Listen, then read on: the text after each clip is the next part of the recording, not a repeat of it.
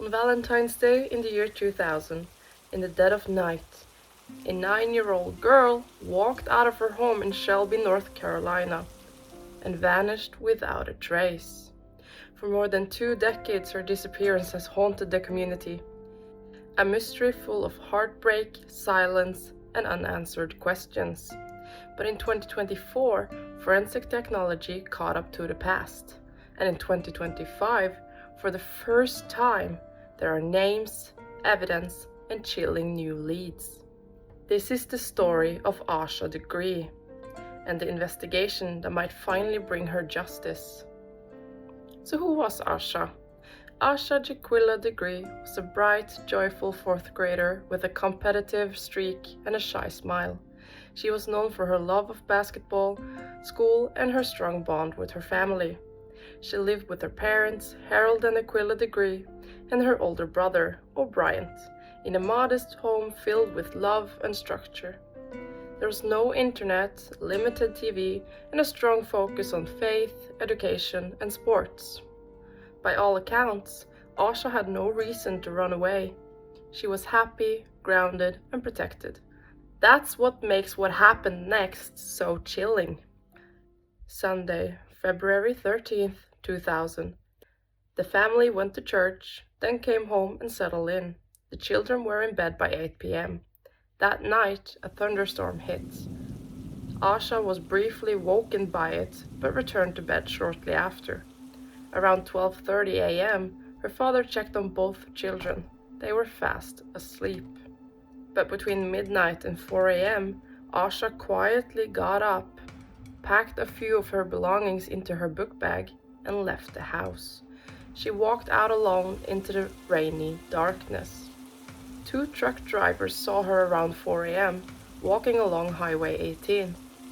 One turned around to check on her, but she bolted into the woods. By 6:30 a.m., when her mother came to wake the kids for school, Asha was gone.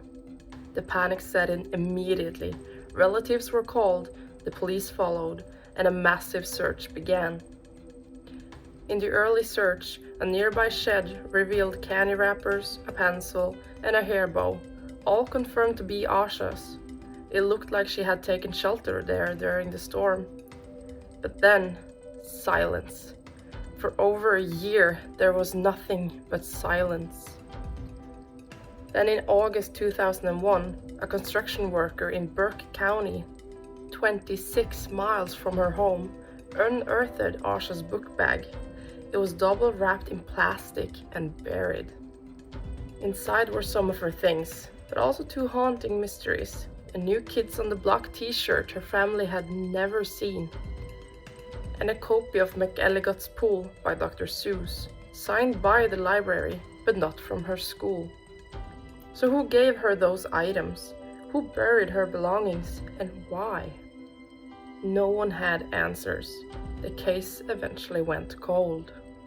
In 2015, the FBI reclassified it as a homicide, and in 2024, they finally got a break. Thanks to advanced DNA testing, investigators examined hairs found on Asha's belongings, and to everyone's surprise, they got a hit. One belonged to Annalie Dedman Ramirez, just 13 years old when Asha disappeared. The other was tied to Russell Bradley Underhill, a man who worked at a care facility linked to the Dedman family. He died in 2004. It was the first solid forensic evidence in over 2 decades, and it changed everything.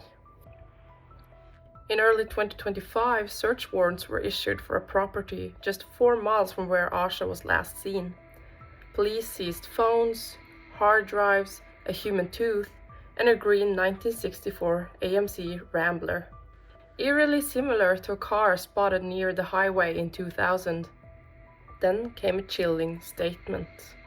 Lizzie Foster, a Dedman family member, allegedly confessed at a party years earlier that she had killed Asha Degree.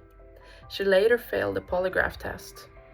And digital evidence, including old text messages, continues to raise suspicion. There's no arrests yet, but the case is no longer silent. As of now, the investigation is active. strong leads, renewed pressure, and a $75,000 reward. Authorities believe someone, maybe more than one person, knows what happened, and they believe answers are finally within reach. If you know anything, even if it feels small, please call the FBI or the Cleveland County Sheriff's Office. Asha's story is still unfolding, still looking for answers, and someone out there holds the last piece. If this story moved you, share it, because awareness brings light, and sometimes it only takes one voice to bring the truth home. Thanks for spending time with the Lone Kiwi today.